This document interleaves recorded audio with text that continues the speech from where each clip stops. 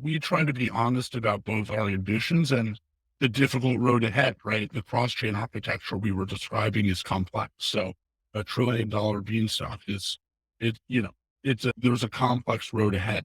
But at the same time, I think what you're getting at is exactly why Beanstalk Farms and Beanstalk has had such a high level of success at attracting A plus people.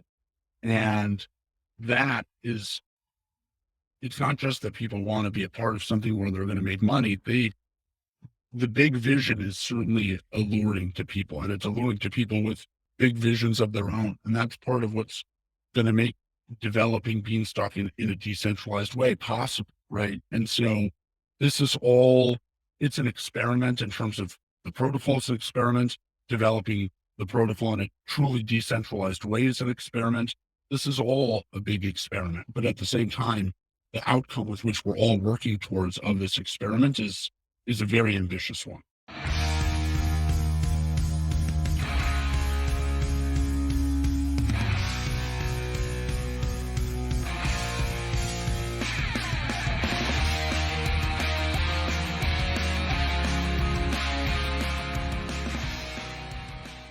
Welcome to Mission DeFi with Brad Nickel, where we explore projects in decentralized finance that are innovating and driving our mission of financial freedom forward. Thank you for listening. If you like what you hear, please subscribe, rate, and review Mission DeFi and spread the word by posting a tweet to the show. All opinions expressed by Brad Nickel or his guests are their opinions and do not reflect the opinions of Black Knox, Material Indicators, or any other affiliated organizations. You should not treat any opinion expressed by Brad Nickel or his guests as an inducement to make a particular investment, follow a particular strategy, or become involved with any project. A project being featured on the show is not an endorsement of that project in any way. This podcast is for informational purposes only. Now, here's Mission DeFi with Brad Nickel.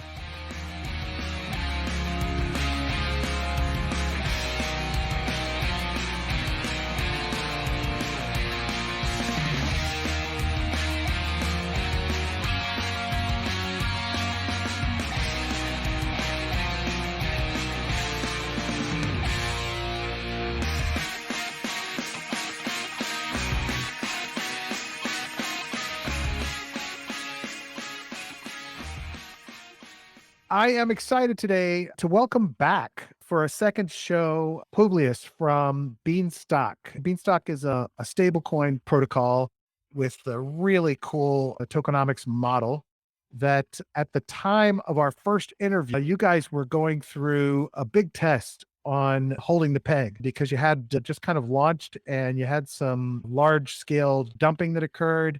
And you were really excited about how well the protocol was doing and that a lot that you had designed into this thing was working. Publius, could you introduce yourself? Tell us a little bit of your background. And if you want to, tell us about the team. And then let's get into a little bit of an overview of what Beanstalk is and how it functions. Awesome. Thank you for having us. So Publius is a pseudonym. It refers to the founding group of people that were working on Beanstalk. But, now Beanstalk Farms, which is a decentralized development organization working to develop Beanstalk, has over a dozen full-time members and 24 plus part-time members that are all contributing in various capacities across the stack to develop Beanstalk. So Wow. the team has grown immensely since the last time, totally dramatic. And I mean, the most notable thing on that front is the quality of the people. Like last week, we hired a community organizer who's been a longtime member of the community. And it's, this is an example of a position that as things are growing so fast, we need people who are competent and understand Beanstalk. And they're currently part-time because they're finishing their PhD dissertation, and they'll be starting full-time in June once they finish their PhD. So when we talk about not just the numbers, it's an amazing group of people that are all thoughtful and curious and working to make Beanstalk really an incredible part of the DeFi ecosystem. One of my favorite things about DeFi is how often you hear about people that were excited or enthusiastic about a project, end up working for the project on a full-time basis and turning it into a profession. And that to me is one of the coolest things about it, that this meritocracy is happening in projects like yours all over DeFi. And that to me is a really cool thing. Couldn't agree more. And to have it all happen via on-chain and off-chain governance, but all in a way that's open and through the community and DAO approval it's been a little bit of a process to get it up and running, but at this point we're kind of chugging, and it's just an amazing thing to be a part of. I'm really glad to hear that you guys are having that kind of success in recruiting. Not an easy thing. So it's indicative of the quality of the project and the original team. And then, building from within the community. That's fantastic to hear. Give us an overview. I don't know if you want to call it an elevator pitch. It can go longer than that. That's for sure. But give us an overview of what Beanstalk is, what you really see as its purpose and mission, and how it functions and how it's able to do what it does as a protocol. Beanstalk is an issuer of money for you. Like it's the core principle of Beanstalk is that it creates financial incentives that coordinate misaligned participants and independent participants in a financial ecosystem, but coordinates them because the protocol creates certain incentives that create the behavior that solve tragedy of the commons problems. And specifically, it does it in a way that is designed to increase decentralization and decrease concentration of ownership over time. And in doing so is really designed to distribute the growth in the seigniorage, or distribute the growth in the supply of beans via seigniorage to the participants in the ecosystem. And so the main differentiator, and we can get into how Beanstalk actually works between Beanstalk and any traditional collateralized stablecoin model or something like Terra Luna, which has had immense success recently, is that the specific seigniorage model is designed to reward holders of the stablecoin itself. So previously we talked about how collateralized stablecoin models all come with high borrowing costs or implicit negative carry because of the shortage of supply. And in practice, what Beanstalk does via the silo, which is like a bank account where anyone who holds beans or holds LP tokens for specific pools that beans trade in can deposit those tokens in the bank, in the silo, and participate in future growth of the bean supply. And in doing so, beans, as opposed to every other stablecoin, which is negative carry and has high borrowing costs, beans are positive carry and yield in a protocol native way that you can earn. So to answer the question of, well, how does Beanstalk actually do this? Beanstalk has two different parts of the system. It has the field, which is the decentralized credit facility, and the silo, which we were just talking about, which is like a decentralized bank account, which offers passive interest. So Beanstalk, as opposed to the vast majority of other stablecoins to date, are all collateralized in some capacity. Beanstalk uses credit, its ability to attract lenders to create price stability. And so the field, the decentralized credit facility, is a core component to how Beanstalk works. And anytime the price of a bean is below its peg of $1, Beanstalk basically attempts to borrow beans from the market in order to reduce the supply and return the price to its peg. And the last time we spoke, it was in the midst of a major debt cycle where Beanstalk had to attract a lot of loans in order to remove sufficient beans from the supply to return the price to $1. But ultimately, Beanstalk has been able to regularly return the price of a bean to $1 by issuing sufficient amounts of debt. Now, debt in Beanstalk, and this is unique to Beanstalk, at least to date, is paid out on a first in, first out basis. And so when you lend beans to Beanstalk, you receive pods, which are the debt asset of Beanstalk. And the number of everything is farming fees. So the number of pods that you receive when you lend beans to Beanstalk is based on the weather at the time that you lend beans to Beanstalk. And because of the first in, first out redemption schedule or harvest schedule, as we call it in Beanstalk, if you lend beans to Beanstalk right now, you go to the back of the line. And therefore, from an economic incentive perspective, if at any given time I feel like the weather and the price and the debt level are such that it's attractive for me to lend beans to Beanstalk. Because of the first in, first out harvest schedule, the incentive is to lend beans to Beanstalk immediately.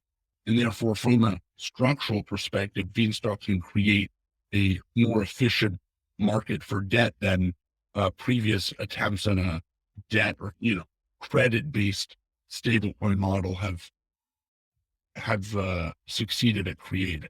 So that's the decentralized credit facility. And then the silo, just to summarize, because we said a little bit of it before, is effectively a passive bank account where you can deposit a variety of whitelisted assets, which currently is comprised of Beans, LP tokens for the Bean ETH Uniswap V2 pool, and LP tokens for the Bean 3 curve pool. You can deposit any of those assets into the silo in exchange for stock, which is the governance token of Beanstalk, and seeds, which yield you more stock over time.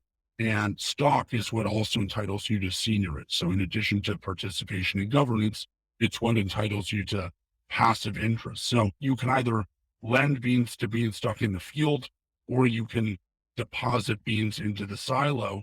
But in both cases, you're participating in the future growth of Beanstalk in various different ways. And the different risk profiles and liquidity profiles between the different assets in the silo and the opportunity to lend beans in the field helps create a diverse ecosystem, which thus far has succeeded in its goal at regularly oscillating the bean price over its peg.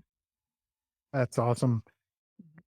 Let's do this. I think that conceptually the moving parts of this system sound complex to people at first blush because there are so many pieces here. But that's actually what you were just talking about as its advantage, because there is this diversity of participation that people can go through in order to earn from the protocol and or borrow from the protocol and earn. Would you mind walking through, maybe potentially at a high level, the steps that a user goes through in each of the kind of use cases of participation? I think it would be really valuable for people to hear and understand.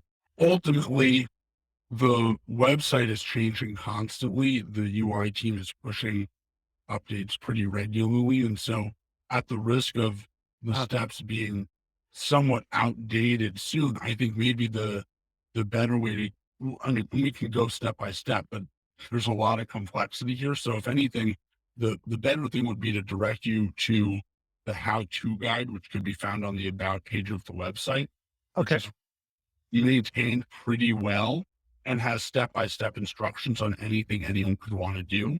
But I do think your point that walking through kind of the different, in practice, what it actually feels like to participate in the field or the silo, what that actually might be. So let's take an example of someone who's on Ethereum and has ETH or has USDC or has another currency that trades on Uniswap or Curve, and they're interested in getting exposure to Beanstalk. Let's Okay. say that the price is below $1 and Beanstalk is looking to borrow beans. And the weather right now, for reference, is almost 6,500%. So for every bean that you lend to Beanstalk, you receive 66, because you receive the 65 plus your money back. So 66 pockets. And let's say that you have 2 or 3 Ethereum, this is a theoretical farmer and they want to participate in the field. What you can do is on the website has a section called the field, but what's in practice happening is you can go from basically any arbitrary asset, either through the website or via the smart contract. You can trade your Ethereum into beans, which is the thing that Beanstalk is actually looking to borrow. And in doing so, when someone purchases the Ethereum, that's raising the price of a bean, because purchasing a bean raises the price of a bean. And then when they lend the bean to Beanstalk, and through the website, you can do it in one step, but you can also do it in multiple steps, buying it separately and then lending the beans. When you lend the beans to Beanstalk, Beanstalk burns the beans. So if we look in practice, let's say that Beanstalk was trying to remove 10,000 beans from the system, and someone now comes and uses 3 Ethereum. So right now the price is like 2,500. So that's 7,500 beans they'll buy on the market. They buy the 7,500 beans. They lend the beans to Beanstalk. Beanstalk gives them 66 pods for every bean that they lend to Beanstalk. And those pods go to the back of the pod line, which is currently like 640 million pods long. Beanstalk has a lot of debt currently outstanding. It's been immensely successful at attracting a lot of loans over the past couple of months. Practice, what you're doing is you're removing 7,500 of the 10,000 beans Beanstalk wanted to remove from the supply. And in exchange, you're now receiving debt, which is somewhat illiquid. Now, last time we spoke, pods were totally illiquid. However, about a month ago, Beanstalk Farms proposed a BIP which was approved to deploy the farmers market, which is a decentralized exchange for pods and is native to Beanstalk. And so now there's a market tab on the website where you can see like a series of orders to buy pods and listings to sell pods. And there's a chart there and everything. So there's actually a way to buy all across the pod line instead of getting in the back of the pod line by lending to Beanstalk as well, which is pretty neat. That was actually developed almost entirely by the community. Publius had almost nothing to do with that. And so when we talk about just really cool stuff happening all across Beanstalk, like that's stuff that really gets us excited, you know? Yeah, that's awesome. It produces a solution for users that want to advance up, that think that there's an opportunity in the market with the pods that are available. People that want to liquidate that can do that. And it's even cooler than that. Some of the people working on business development for Beanstalk Farms are talking to Fiat DAO, which is a protocol for loans against zero coupon bonds, which bonds are some sort of zero coupon bond. Huh. Now they're unique because they don't have an expiry. They're instead first in, first out. But the idea is that in the near future or the not too distant future, you'll be able to actually borrow against your pods, which is also super. Oh, wow. Wow. So you're lending, you receive the pods, and then you can borrow cash out from the pods. So you really don't even have to give up the pods at that point, but you can have cash flow from the pods that you own. Correct. Wow. Okay. Posability is just the coolest. I love that part of the model. That's really unique. What other use cases are there for the other sides of the equation? That was the field. So if we shift our attention a little bit to the silo, so just to summarize the field, low liquidity, even though now you can trade your pods on a day, but high return, currently like a 65x for every bean you lend to Beanstalk. High risk, low liquidity, high return. That's the profile of the field, more or less. Now, the silo is much more liquid and offers a passive return for depositors. So let's say instead, even though Beanstalk wants to attract 10,000 beans of loans, instead of lending beans to Beanstalk, the person with the Ethereum wants more liquidity. They don't want to commit. They want to test it out, test Beanstalk out. And so instead they want exposure to Beanstalk's growth through the silo, which is again like a passive deposit account, sort of like a bank account. And currently you can deposit 3 different assets into the silo. You can deposit beans, you can deposit LP tokens for the Bean ETH Uniswap pool, or LP tokens for the Bean 3 curve pool. And so you can either do this through the website. The curve pool isn't entirely integrated into the website yet. So some of that you have to do via the curve website. But in the case of the Uniswap pool or just depositing beans in in Beanstalk, you can do that in a single transaction from Ethereum via the website. And the way that it works is you're effectively taking your Ethereum, and in the case of depositing beans, you would be buying the beans with Ethereum and then depositing the beans in the silo in exchange for your stock, which is the governance and entitles you to seniorage, and seeds, which entitle you to more stock over time. Or in the case of depositing Uniswap LP tokens, which are part beans and part Ethereum, you'd be technically taking your Ethereum, selling half of it into beans, depositing that into the liquidity pool, receiving the LP tokens from the liquidity pool, and then depositing those liquidity pool tokens in the silo. But that can happen all in a single transaction through Beanstalk and the website, which is Nice. cool. So you don't have to go back and forth between the swap site and everything else and the LP interface. It all happens right there in the interface of the site. Yeah, it's designed, DeFi is complex and not user friendly. And Right. so the website tries to make things as user friendly as possible. Now, granted, we don't think we do the best job of that. And Beanstalk Farms has recently had a design team with a component of it really start to step up and rethink how a lot of the silo interface should work to make it a lot more clear on the different actions and the different returns and things like that. So we could do a better job of that, but that will all happen in due time. Well, yeah, look, I mean, it's a evolutionary process. And when you're creating something like this, it's incredibly difficult to understand where the friction is going to occur for a user, and also what things that you can actually figure out to automate. Right? You start and you launch with all these functional components of an app that have to be there in order for people to execute the protocol the way you envisioned it, but you don't know at the beginning all of the things that you can automate, and you don't necessarily want to do all of that until you see how users actually interact with it. So I understand completely that it's one of those things where you have to constantly evolve and change, and I'm sure people in the community are giving you ideas and feedback as well. And to that point, there have been 13 Beanstalk improvement proposals proposed to date, and 12 of them have passed. And so to keep the website and the how-to guide and the about and the white paper all up to date and current is a massive undertaking. And for the most part, Beanstalk Farms has done a good job of that, but can always do a better job. Yeah. Well, look, I mean, it's a never ending process, never ending. And you'll think you have a brilliant idea for making an interface better. You'll implement it and nobody will use it. So, I mean, it's one of those ongoing things. Couldn't agree more. Yeah, that's great. All right, so that's exciting. Sounds like you guys are out doing, or members of the team or the community are out doing business development, partnering. How's that process been for you guys? Is that something that members of the team had experience with, or is that something you're kind of figuring out as you go? So on the one hand, there's a difficult question around what is business development in a decentralized capacity, especially Yeah, on behalf of a protocol, right? sure. Like Beanstalk is an autonomous protocol with an on-chain DAO. Beyond that, like it doesn't exist, like Right. that's the capacity in which it exists. So Beanstalk Farms is this decentralized development organization funded by the Beanstalk DAO, which exists of people that have, physical persons.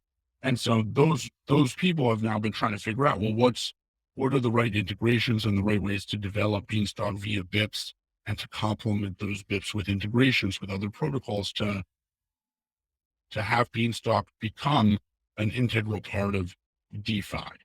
And so an example, I mean, there's, the fiat DAO zero coupon bond lending is an example of something that BizDev has been working on. And we would almost comment that the best ideas have all come from our community. But that was the Nice. connection to fiat DAO came from our community. Beyond that, we talk about collateralization and composability. Stock, which is the governance token, is going to become liquid in the not too distant future. And beyond that, deposits. So when you deposit an asset in the silo, the deposit itself will also become a fungible or semi-fungible 1155 token. And therefore, you're going to be able to, and we're talking to SwapDAO to have the deposit slips effectively be able to be used as collateral as well. So you're going to have a variety of different yield-bearing assets within Beanstalk that can all be uh, leveraged in effect into other protocols.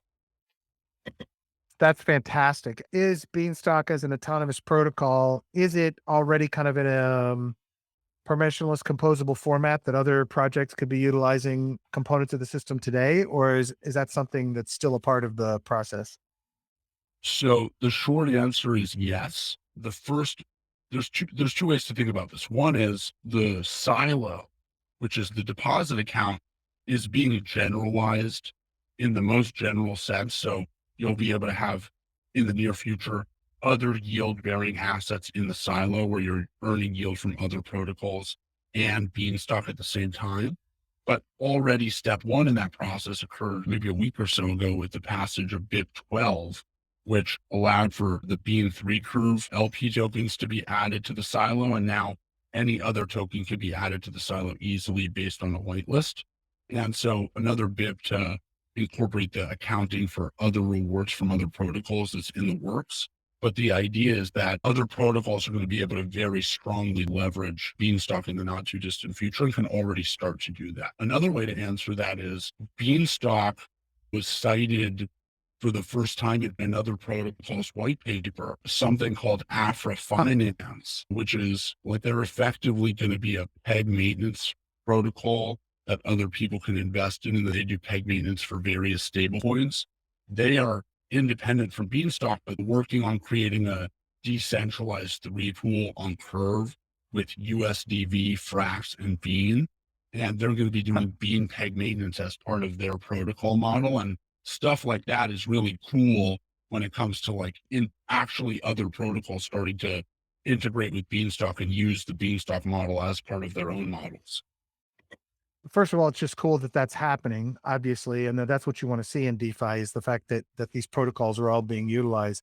But I also think it's an awesome validation when other projects are saying, "Hey, we really like what's happening here. We want to participate and create something around it." It says that people think that what you've done and built is smart and strong and that it has value, and they're willing to put some skin in the game and make use of what you guys have created. Yeah, it's encouraging that there's a variety of different protocols that are looking at Beanstalk and the assets within Beanstalk and how they can then use them within their protocol. So Swap DAO, Fiat DAO, Afra Finance, like the list goes on. But that's exactly the type of start of product market fit, which is really cool and exciting. So Yeah. that's a little bit of what the business development has been working on in conjunction with the development team, obviously. Sure. Sure. Is there a plan? Are you all going to stay primarily on Ethereum mainnet, or are you also looking at other chains and layers? So that's such a complex question because ultimately the goal, once you have Beanstalk as a credit based stablecoin issuer where people have a high level of desire for Beanstalk debt and people have faith in the credit of Beanstalk, you really want to try to leverage that credit history across a variety of different blockchains. Meaning if you launch a totally new Beanstalk fork on AVAX, but it's unrelated to Beanstalk, it doesn't actually have any of that credit history. You don't At least transfer that value, that experience, right? there's a strong argument to be made that that's the case, right? Right. And the you could argue otherwise, but the point is, in practice, the the goal is certainly for Beanstalk to issue assets on a variety of different chains and allow people to lend beans to Beanstalk on a variety of different chains and deposit assets in the silo on a variety of different chains. But doing that in a way that doesn't compromise the security and decentralization of Beanstalk as a whole is very difficult and technically challenging. And so if the goal is for Beanstalk to be a major issuer of money on the magnitude of hundreds of billions and trillions of dollars, ultimately the current bridges that exist are very far from being able to support the type of cross-chain functionality that Beanstalk requires.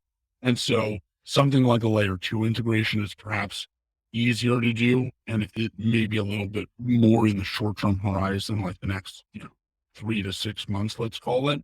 But in the meantime, the vast majority of focus is on development on Ethereum mainnet. And we were just comment that the development on Ethereum mainnet is happening in conjunction with an immense amount of research and thought on a multi-chain architecture. But the multi-chain architecture has to happen in a way that leverages the credit history of Beanstalk and doesn't compromise it.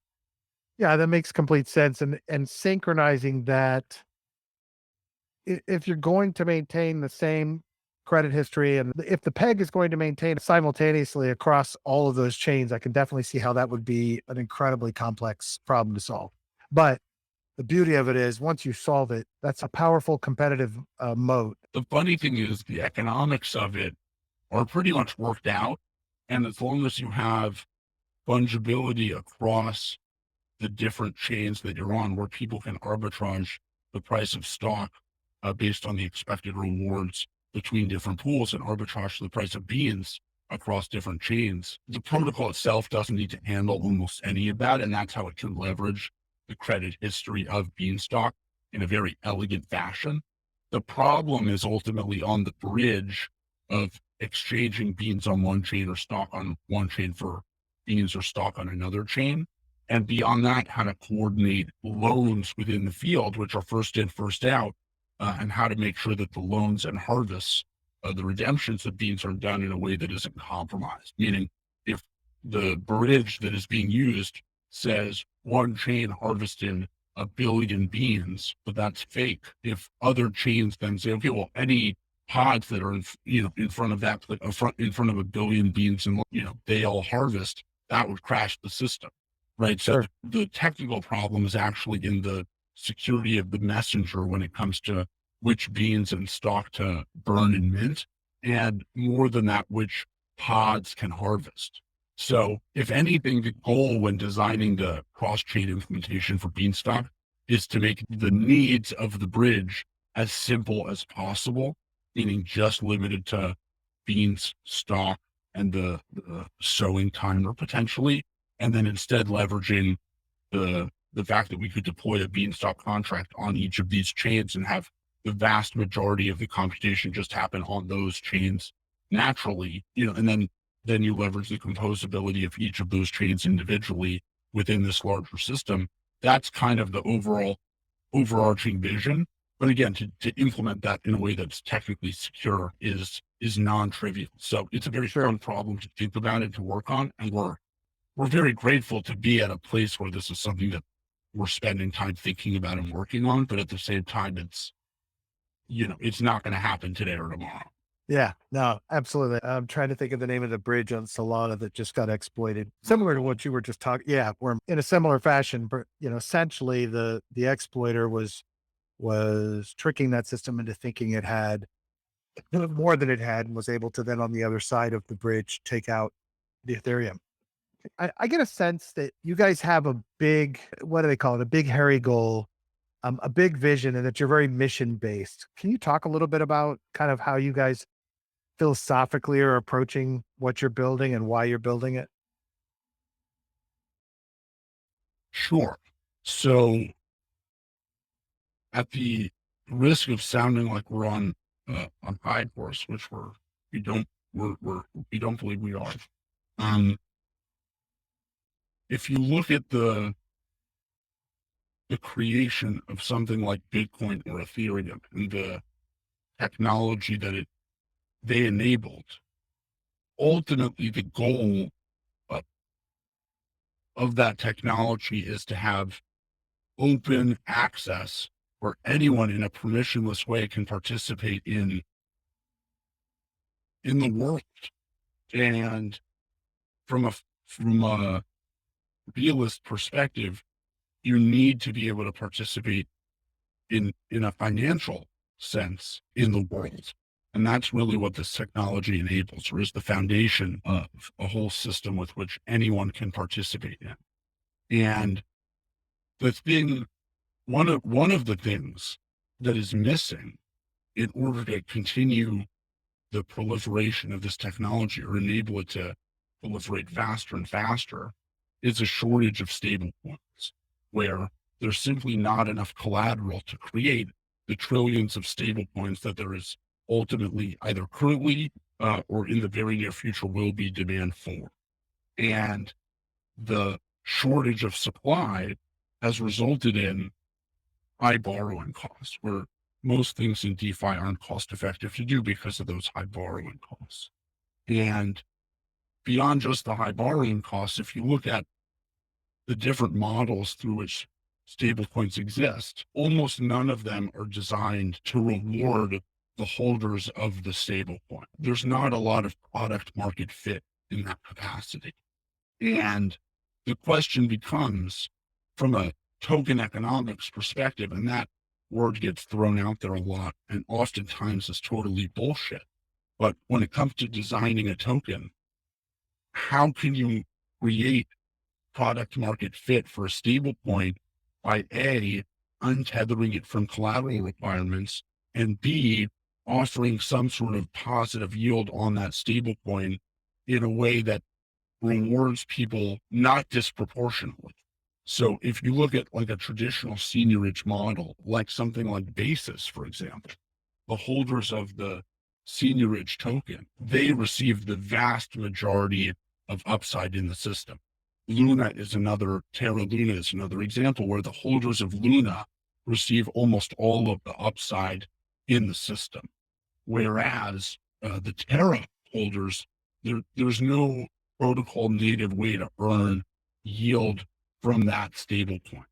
And so they've created the Anchor protocol, which in practice does offer some competitive yields for Terra holders. But this is the key thing. Those yields are subsidized by the Luna holders, right? And so in practice, you have the seniorage being disproportionately rewarded to speculators. And then those speculators are all kind of making a small payout as a fraction. It's a small fraction of the amount that they're actually making to the stablecoin holders to create some facade of utility. But in reality, there's not actually any product market fit there because the stablecoin can't be used in a positive carry sense. It's just there. And so even though Luna has done a really cool thing by untethering it from the collateral shortage, because Luna can float in value, and therefore the amount of collateral that exists to back up Terra is uncapped. And that's an innovation and really cool.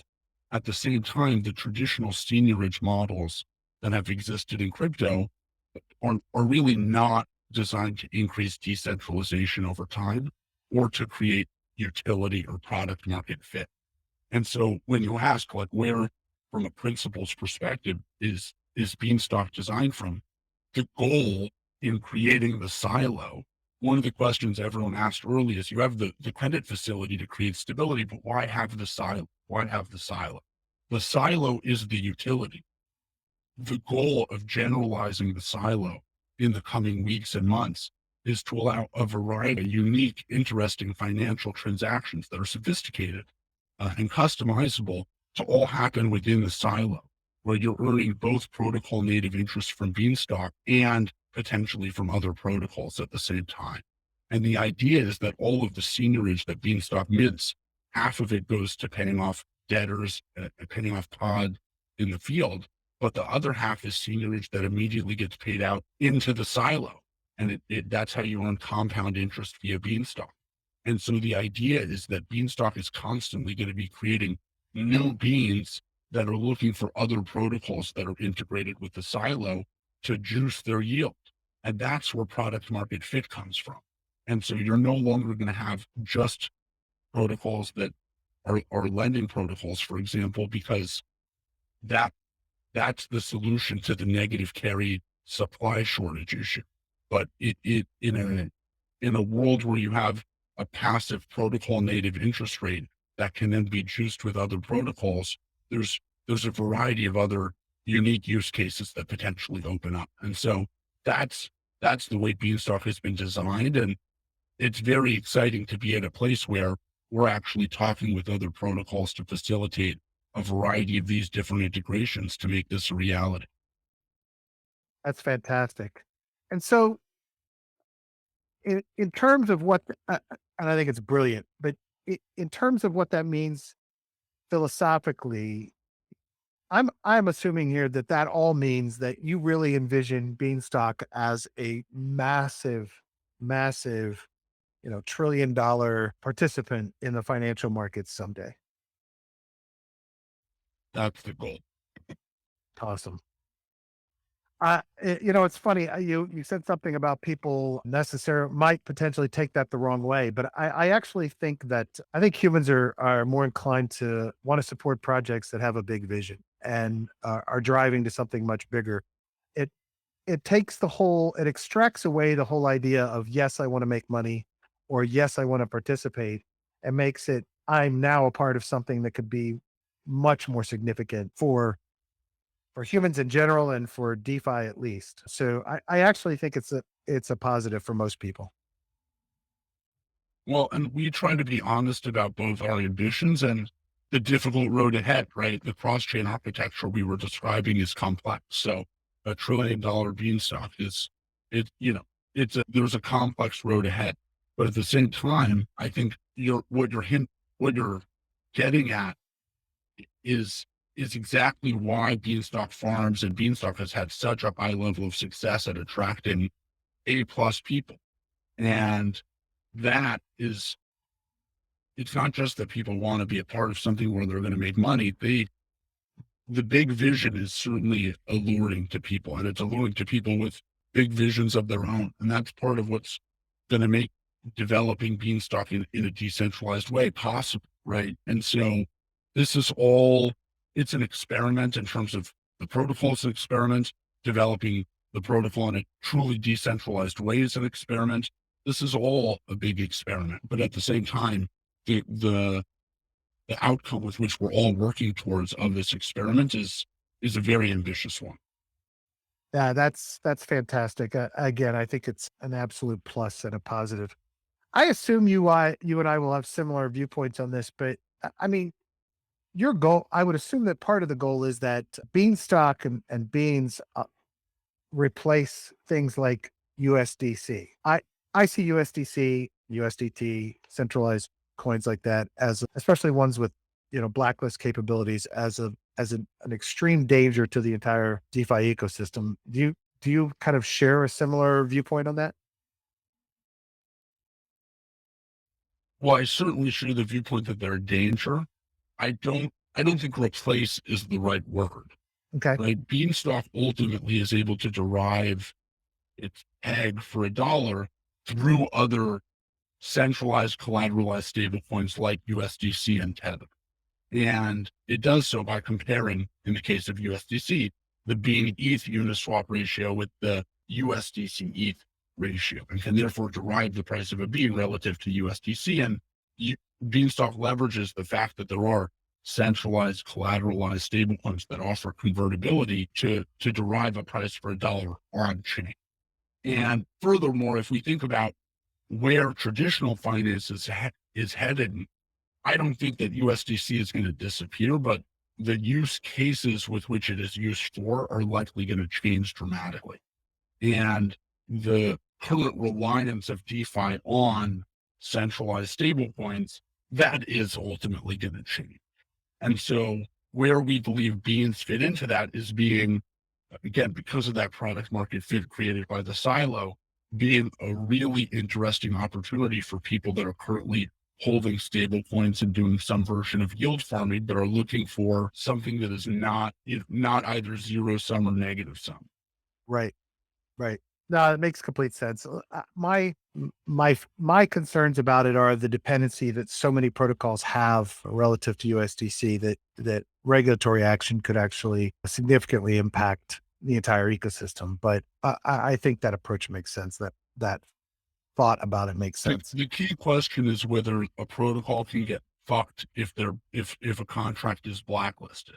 Exactly. Beanstalk is specifically designed such that that is, uh, if not impossible, nearly impossible. And in the case that it would happen, Beanstalk could very quickly pivot. And so that's ultimately like Beanstalk is immune in the case of the Uniswap pool in practice, unless Circle blacklisted the USDC ETH Uniswap V2 pool, which is like at that point, they're just, setting fire to their whole business model. Exactly. So if that's the ball game, Beanstalk will handle it. But the idea is like those are the scenarios with which it's like, okay, they're just going full kamikaze here. That would probably be the only case where I think some protocols that are even decentralized like Beanstalk have a little bit of a hiccup.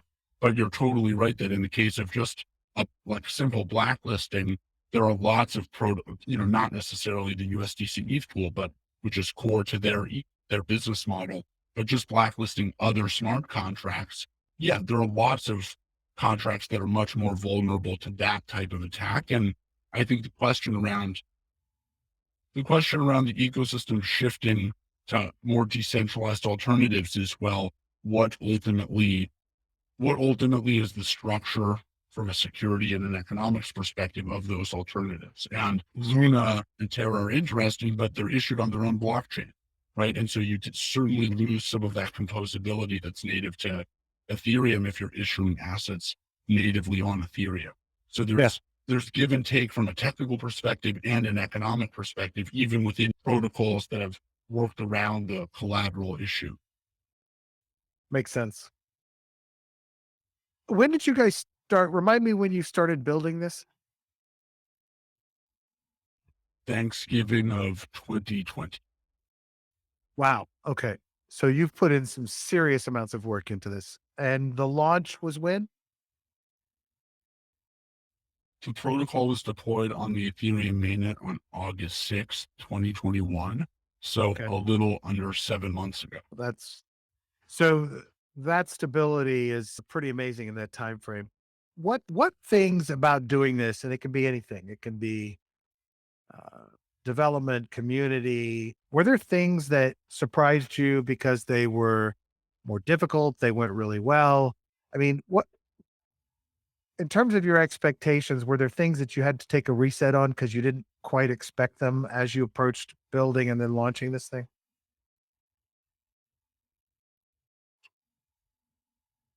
Well, on the one hand, the protocol has benefited tremendously from a variety of different Beanstalk improvement proposals that have been made since its inception. And so the idea that everything has been foreseen, that's an impossible thing to convey. At the same time, I think the general functioning of the protocol has been within the range of expectation. And certainly in real time with the current BIPs that are live, things have behaved more or less reasonably according to our shorter term expectations. And the long term things are working pretty well. With, that's just on the protocol side of things. With that said, I think there are a couple things that are particularly surprising. One is that the the protocol itself has been resilient to issues that if, you know, lasted for an extended period of time would have killed it because of the flexibility of the governance. Things have been able to, for example, BIC9 radically changed the amount of soil that was available. And since then, the pod rate, the debt level has basically flattened, which from a macro perspective is a really key metric to the long-term success of the protocol. And so there are certain things like that where it's like, it's just surprising to me that the protocol was able to be so raw, right? To have so many things in it that needed to be fixed and it's still working. That's amazing. Yeah, And that is cool. the the other thing that, and we've already mentioned this, but is really on a daily basis eye-opening, is the quality of people that want to work on Beanstalk and are working on Beanstalk. And that, to be surrounded, especially, you start something anonymously, you can't even tell your friends. Like that's that's a pretty lonely place to start. Yeah. And to now be just just one part of a community that loves this thing just as much as we do. Like that's just such an incredible part of the human experience we've been lucky to be a part of and did not see coming. That was not on the list of the computer scientists' expectations when starting a protocol. It was like, oh my God, we're going to make all these friends who still don't know who we are. Or, it's like, And that's don't just care. totally, yeah, you'd have to ask them whether they don't care. I'm sure they'd all like to, they're always busting their balls about that. There was actually the first Beanstalk meetup held at ETH Denver Oh, wow. last week, which is super cool. And a couple of them were joking that anyone that was there that like didn't know Beanstalk or was pretending to not understand Beanstalk, they thought was Publius. So uh, just little So stuff like that. so you guys Yeah, were there in dark hoodies and dark shades hanging out in the corner, is it what they were thinking? yeah, I guess that's the idea. So that's where it's like we're really enjoying the community and the fact that other people are starting to not just see the vision, but say like, I'm going to quit my real job, or I'm going to drop out of my PhD program, or I'm going to, at least start part time. And all those things are happening regularly and just go all in on Beanstalk. And that's, I mean, what an incredible thing to be a part of. Yeah, that's amazing. And look, uh, I think that happens for a couple of reasons. At least the caliber of people that are joining, right? As I, when I look at projects, I look to see what the conversations are like in the community. And when there's bitching and moaning and complaining and devs do something and all the typical bullshit you see in a lot of these communities, to me, it's a sign that this isn't necessarily something that has fostered analytical or intelligent or goal motivated thinking. And when you look at projects like yours and you hear the kinds of people that are diving into it and are excited about it, I think it's a symptom of the fact that this thing is so powerful, but you also you all, Publius, as the founders, your approach to this, that number one, you want it decentralized, but number two, you understand the nature of the experiment enough to know that things are going to change and that you'd rather have the wisdom of the community help you make those changes than just try to do them all by yourself. The the vast majority of the ideas for integrations and largely the success of the protocol can be attributed not to us, but to the community. And that's, you know, that's the best part. Yeah, that's fantastic. That's a really nice story, and it's cool that people can actually dive into this thing, see it in action, and become a part of that what you're telling, right? Because it's going to be a constantly evolving, growing, and changing thing.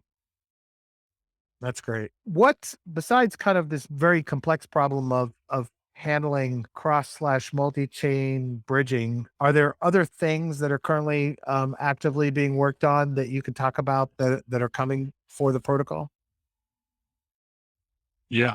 So there's a wide variety of upgrades both on and off chain to Beanstalk that are being worked on by Beanstalk Farms. Beanstalk Farms recently published like a 6-month roadmap, kind of celebrating 6 months of Beanstalk and looking ahead at the next 6 months. And there's a variety of different things, from an open source middleware suite to support easy integrations and development on top of Beanstalk, to an open source branding and style guide and a totally new brand identity, which is, I think, much needed. We're certainly not brand experts or have any real design sense, and the whole website's going to get a nice UX overhaul and UI overhaul, and that's in addition to, as we've been talking about, a variety of continuous upgrades to the Beanstalk protocol to allow it to really seamlessly integrate with with the rest of the Ethereum ecosystem and ultimately DeFi at large. So this is just hopefully the beginning of a wide variety of different developments happening, and very excited to be a part of that. It's interesting that the both all of those sound exciting, but the interesting thing on the brand identity side is I think that's actually going to be a very interesting task for the community to solve, because there is something inherently approachable about what you guys have now. It feels very tactile. It feels very much, I want to figure this out and use it. Very friendly, slightly cartoonish, but not too much that it doesn't feel serious enough. And I certainly understand with kind of the overall vision that you have for the protocol, that it also becomes a very serious and important thing. But I think it's going to be a really delicate balance for you guys. That's going to be a really interesting thing to watch and see what comes out of the community from that. Between Scylla and Charybdis we sail. Yeah, yeah, that's interesting. Wow. Okay, so uh, do you think there's a time when you all, as members of Publius or founder Publius founders, is there a time where you're just kind of sitting back and assuming a role of, you know, wise sage advising every now and then to the community, but this thing is just rolling on its own? Or do you really see yourself personally um pretty hands-on for quite a while to come? So certainly the former is the goal, but even more than that, the real goal is for the protocol not to need regular maintenance or upgrades. So the 6-month roadmap does a pretty good job of laying out what the upgrades to the Ethereum mainnet implementation of Beanstalk need to be. And beyond that, it's unclear what actually needs to change. And so the goal is to get Beanstalk to a place where, for the most part, it's running fully autonomous. And that is the goal. And so at that point in time, we would certainly see we do see ourselves being much more hands off, and more than that, at that point, beyond business development and continued integrations and supporting all those integrations via a maintained user interface. Like the goal is for the protocol to become less and less mutable over time. So certainly that's the goal. Yeah. So you're approaching this at the goal I think is something that becomes, if not radically, at least significantly decentralized. Um, I would assume that from the perspective of tweaking the algorithm and the models that happen in there, that there'd be some modularization of the functions so that that's something the community can still work with. But you would assume that the underlying base concepts and functions of the system are out there functioning on their own without being changed. Yeah, the goal is for Beanstalk to be architected in a way that's both gas efficient and really flexible to be used and integrated with and within a variety of other protocols. So the goal is to leverage the composable nature of Ethereum in a variety of new ways, like pods becoming ZCBs. And, we're very excited by all these different ideas because, again, most of them are not ours. They're things that have been proposed by the community to create utility and new innovation. So that's that's the coolest part. That's great. I often wonder when I look at protocols like yours, if there's a day when an interface by the project is no longer necessary. I don't think that's necessarily realistic, but I like to think about the composable nature of these things, getting to the point where so much of the function and the integrations happen that other people are creating on top of it, and a majority of the interaction because something that's not even requiring an interface by the originating protocol. Yeah, I think ultimately the goal is to always have a way to interact with Beanstalk in a simple way, open sourced and available to everyone. And the current Bean.money user interface is in the process of being open sourced. But I think you're totally right. The goal is for a lot of that interaction to start happening either in autonomous fashions with other smart contracts or being abstracted through other protocols as well. Yeah, and I think that's something that a majority of the users in DeFi and certainly the people outside of DeFi don't still comprehend what's coming from the perspective of that. And to me, that's probably one of the most exciting things about working in this space. What is there anything else that we haven't talked about today about what's happening now, where things are going, or even what the experience has been like? Do you have thoughts for people, somebody that may be, teaming up with a couple of folks to create something new in the space that people should be thinking about? My thought would be to balance making sure that you know what you're doing with being willing to kind of innovate. And with Beanstalk, both upon deployment and since deployment, we've been very much innovating while figuring things out. And that's a function of a lot of new opportunities that have presented themselves. And so it's a question of, well, how soon should we pursue fungible stock versus fungible deposits? And how does that relate to different integrations? And now that this integration is happening, how can we leverage that further? So it's that all can happen though, because Beanstalk was designed via core principles. And the those principles that we started with, which are designed to create product market fit, is ultimately, at least in our belief, why Beanstalk has succeeded thus far. And so it's not necessarily advice, but through our experience, the real learning thing has been to make sure that you have the core piece figured out, and then the rest you got to be ready to innovate and change. But if the core is good, that's probably enough to get started. That's definitely advice, and it's great advice. I think a lot gets cobbled together without thinking about the core of what's going to have to drive and run something for the long haul, so that the innovation or the experimentation on top of it is easier to do and more secure and stable. So I think that's great. How can people get involved with Beanstalk as a user and in the community? Where should they go to reach out to you guys? So the Discord is the main place where all the fun and community and development is happening. So you can access the Discord from the Beanstalk Farm's Twitter, from the Bean.money website. You can probably search Beanstalk on Discord, but that's where all the fun's happening. So if you're interested in learning more, becoming a part of the community, that's definitely the place to hang out.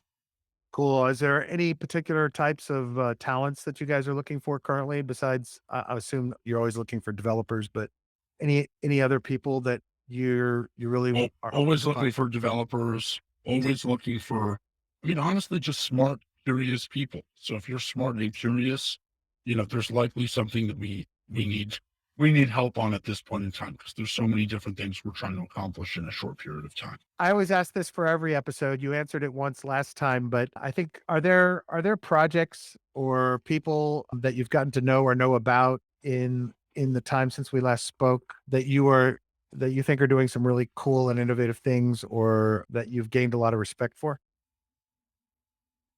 Yeah, I would just shout out Tally Wallet, who's built a truly decentralized wallet and working to do that step by step. And that's not a non-trivial process, but a necessary part of the ecosystem here. And we're excited to have Beanstalk Farms working on an integration with Tally Wallet into the Bean.money interface so that people can start using Tally Wallet with Beanstalk. So that's we definitely give them a shout out. Oh, I'll have to check it out because I've never looked at Tally Wallet. I definitely want to check that out. Thanks. That's great. That's great. Well, Publius, thank you so much for your time. Thank you for creating a project with strong fundamentals. And it's awesome to see that such an amazing community is growing up around it and innovating hand in hand with you guys. I appreciate your time on the show today, man. It's our pleasure. Thank you for having us.